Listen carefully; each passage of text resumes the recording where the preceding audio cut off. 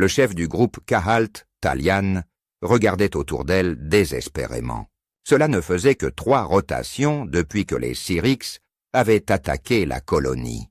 Elle était en colère contre elle-même pour avoir piégé son commandement et les civils qu'il protégeait, avec les falaises dans leur dos. Elle avait attendu trop longtemps pour évacuer cet établissement.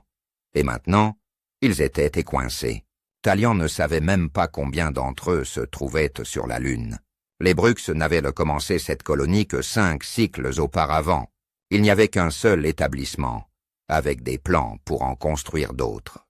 En tout, il y avait environ 4000 Bruxes ici, principalement des agriculteurs et des mineurs.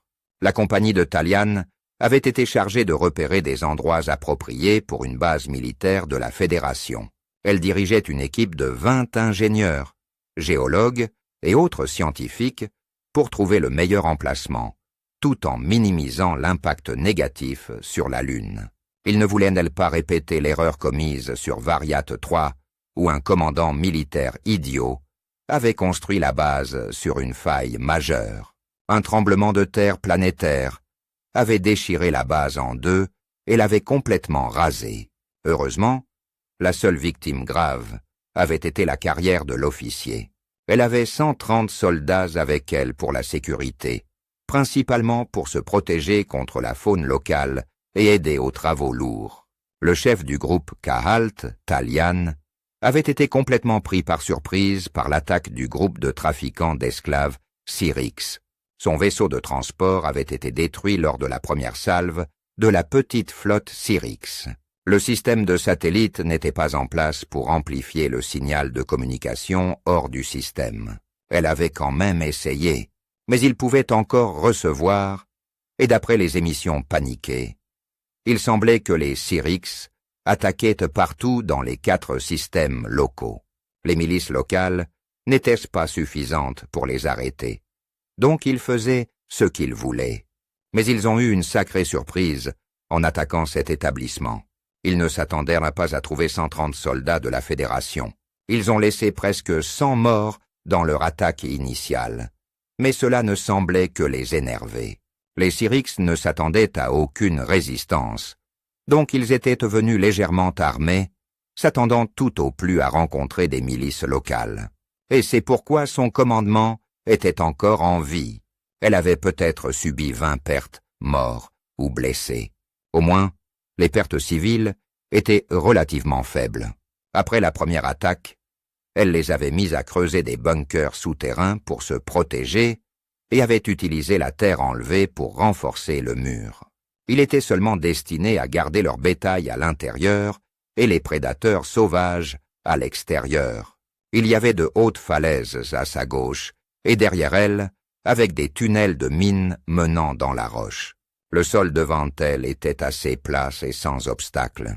Le côté droit était une pente qui traversait les falaises autour d'elle. Les habitants disaient qu'ils obtenaient leur bois d'une forêt isolée là-haut. Ils lui avaient dit qu'elle était entourée de précipices sur 3 côtés, donc pas d'échappatoire par là. Mais après 3 rotations, ils n'avaient presque plus de nourriture et étaient à court de packs d'énergie pour leurs fusils laser, mais il y avait suffisamment d'eau dans la citerne, et elle n'avait pas de communication ni de fournitures médicales. Mais cela n'avait de toute façon pas d'importance. Elle avait vu de plus en plus de vaisseaux Syrinx atterrir près du camp ennemi. Les Syrinx avaient réussi à placer des tireurs d'élite au sommet de la falaise, à sa gauche, et commençaient à se former juste hors de portée. Mais ce n'est pas cela qui lui glaça le sang. Chakadra retentit de dizaines de gorges. C'étaient des tueurs impitoyables. Ils étaient des insectoïdes bipèdes aussi grands qu'un bâtiment d'un étage, avec 4 bras se terminant par des griffes incurvées, de longues crocs, et une peau plus dure que l'armure de combat de la Fédération. Ils avaient aussi la fâcheuse habitude de consommer leur proie. Et il y en avait au moins 500 sortant du défilé. Les Syrinx avaient assez fini de jouer s'ils libéraient les Jacadras. Ils ne laisseraient personne en vie à réduire en esclavage. Talian était tellement absorbée par les Jacadras qu'elle n'avait même pas remarqué que le feu des tireurs d'élite à gauche, avait cessé. Les Jacadras commencèrent à avancer à leur course lourde. Taliane regarda ses soldats survivants. « Ce fut un honneur de vous diriger. » Elle fit une pause avant de terminer. « Emportons autant de ces salauds dans l'au-delà que possible. » Son commandement tira sur les Jacadras, mais avec peu d'effet. Il n'en avait retué qu'un, et les Jacadras étaient déjà à mi-chemin. Les tirs de ses soldats s'éteignaient alors qu'ils épuisaient leur dernier pack d'énergie. C'est à ce moment-là qu'elle entendit ce qui ressemblait à un corps, mais pas comme aucun qu'elle connaissait. Comme une sorte de son retentissant. Mais ce n'est pas cela qui lui glaça le sang. Le son de tambour, suivi par ce bruit étrange qu'elle ne pouvait même pas décrire. Et puis elle les vit, une sorte de bipède qu'elle n'avait jamais vu. Peut-être 10 d'entre eux, et ce qu'elle réalisa être une sorte d'instrument. Une paire d'entre eux avait une sorte de coraux avec une tête de créature à l'ouverture. Son peuple avait quelque chose de similaire au tambour porté par l'autre groupe. Mais ce qui attira vraiment son regard, ce furent les 4 êtres jouant une sorte de sac avec des bâtons en sortant. C'était la source du son infernal qui avait attiré l'attention de tout le monde. Même les Jacadras s'arrêtèrent et regardèrent. Ils agissaient aussi comme si cela leur causait de la douleur. Un de ses soldats s'écria « Ce sont les humains ». Taliane n'avait jamais rencontré d'humains, mais elle en avait entendu parler. Ils avaient récemment rejoint la Fédération, mais n'étaient pas aussi avancés que la plupart des races. On disait qu'ils préféraient les armes à projectiles. Mais si les lasers ne pouvaient pas pénétrer la peau d'un Jacadra, que feraient des morceaux de métal solide? Elle devait admettre qu'ils étaient courageux, se tenant au bord de la falaise comme ça, mais qu'espéraient-ils accomplir avec ce bruit, peu importe à quel point le son était envoûtant? Elle le découvrit moins d'une minute plus tard. Avec toute l'attention concentrée sur les humains sur la falaise, personne ne remarqua les humains dévalant la colline jusqu'à ce que leurs cris de guerre retentissent. Ils étaient des centaines et montaient sur une sorte d'animal quadrupède. Non, pas un animal, mais une machine d'un certain type.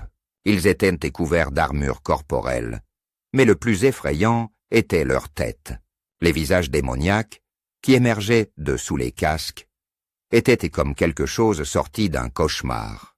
Chacun d'eux portait une sorte de lance, avec une pointe lumineuse, tenue droite, et ce qui ressemblait à une sorte de fusil dans un fourreau devant leurs jambes. Elle ne pouvait pas croire qu'ils attaquaient avec des armes aussi primitives. L'un d'eux portait même une bannière qui flottait au vent. C'était un spectacle courageux mais insensé. Les Jacadras se tournèrent paume vers eux et commencèrent à courir. L'écart se referma rapidement entre les deux. Et puis les grands corps retentirent à nouveau. Un autre cri énorme s'éleva de centaines de gorges. Les lances s'abaissèrent à l'unisson. Juste avant d'atteindre les Jacadras, ce son envoûtant retentit de la colline alors qu'ils recommençaient à jouer. Elle vit les Jacadras visiblement tressaillir et trébucher, pas assez pour les faire tomber, mais juste assez pour laisser une ouverture aux humains en charge. Maintenant elle comprenait la musique, c'était une distraction, et cela semblait perturber les Jacadras d'une manière ou d'une autre. Le bruit lorsque les humains s'écrasèrent dans les Jacadras immobilisés était immense. Des cris, des hurlements et des hurlements résonnaient sur les falaises.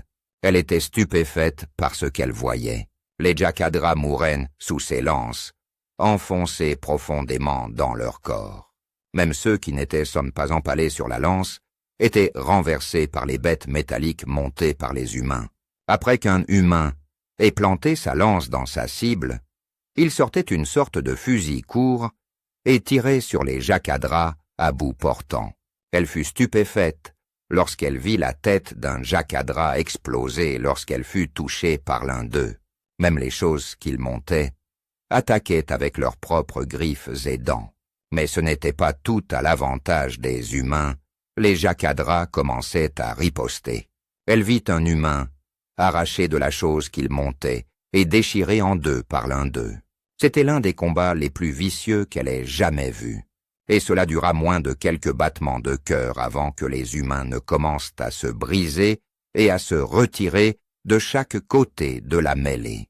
Elle entendit un autre rugissement, un deuxième groupe d'humains chargeait dans la masse de Jakadra. Les Jakadra n'étaient pas préparés à cette attaque et faisaient face à toutes les directions. Ils étaient empalés dans le dos et sur les côtés, certains directement au visage.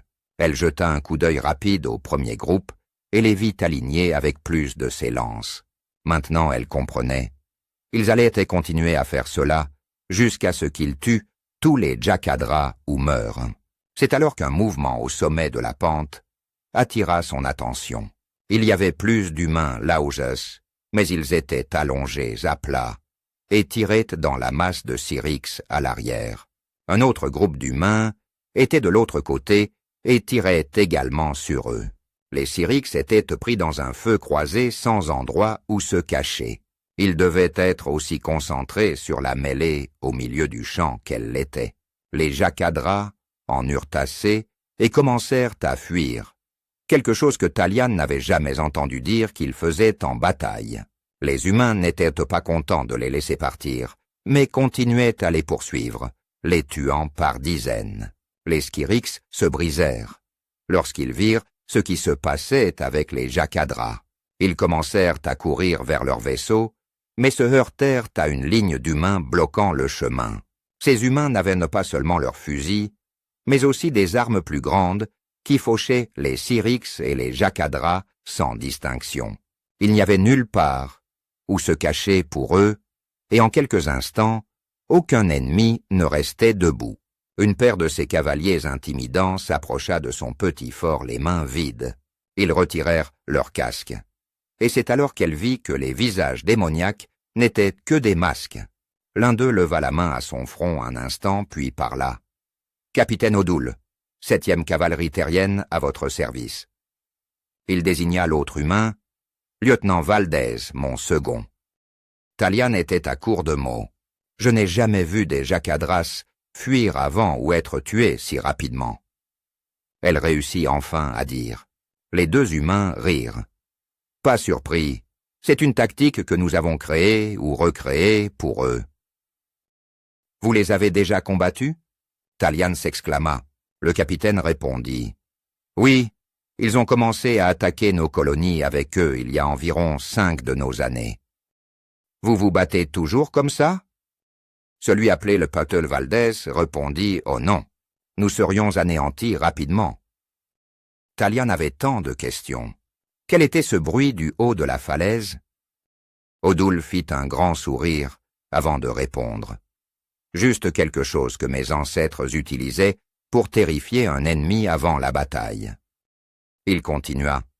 Les grands corps s'appellent un carnix, des tambours et des cornemuses. Ce sont ceux qui terrifiaient les ennemis de mes ancêtres sur terre. Talian rit un peu. Ça m'a terrifié.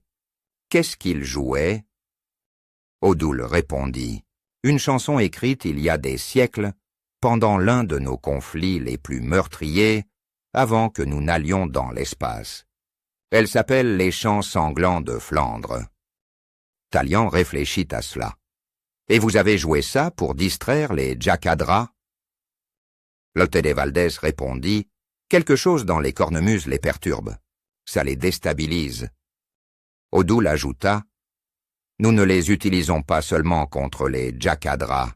Elles distraient la plupart des extraterrestres aussi. Nous appelons ça choc et effroi.